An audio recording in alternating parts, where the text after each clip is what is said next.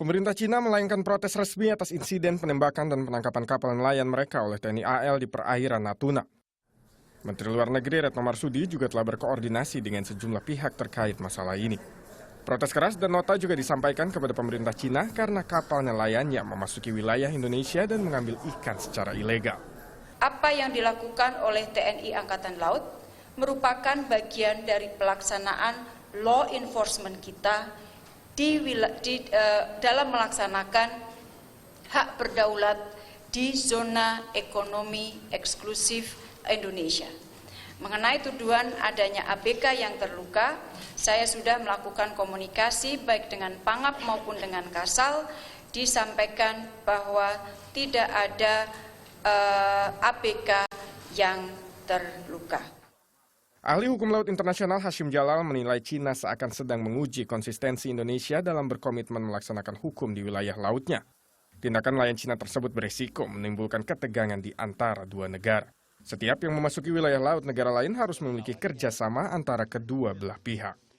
Kalau hukum itu kan kita berhak atas zona ekonomi, kita berhak atas continental shelf.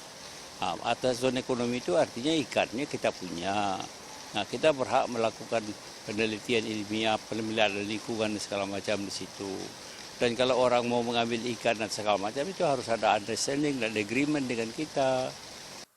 Sementara itu, mantan Duta Besar Indonesia untuk PBB ini juga menyayangkan tindakan Cina yang mengklaim perairan Natuna sebagai bagian dari wilayah Laut Cina Selatan. Kejelasan terhadap wilayah Laut Cina Selatan sendiri diakuinya tidak pernah jelas sejak tahun 1994 silam. Dari dulu kita sudah tanya di mana wilayah Cina yang dia bilang wilayah Cina itu. Nggak ada kejelasan aja dari Cina.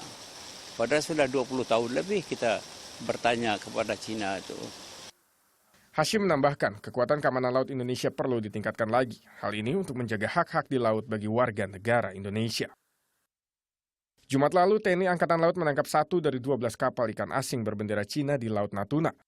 Kapal tersebut berbendera Cina dan bernomor lambung 19038 yang diawaki 6 pria dan 1 wanita berkewarganegaraan Tiongkok tersebut kedapatan menangkap ikan secara ilegal.